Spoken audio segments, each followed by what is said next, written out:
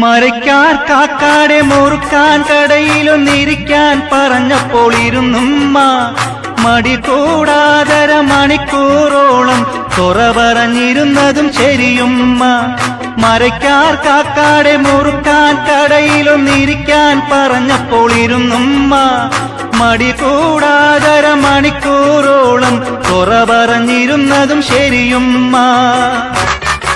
വടക്കേ താഴത്തെ അവറാന്റെ ഇഷ ഒളിച്ചോടിപ്പോയതും പറഞ്ഞുമ്മ. വക്കാണത്തിന് ആളെ കൂട്ടി അവറാൻ പാഞ്ഞതും അറിഞ്ഞുമ്മ.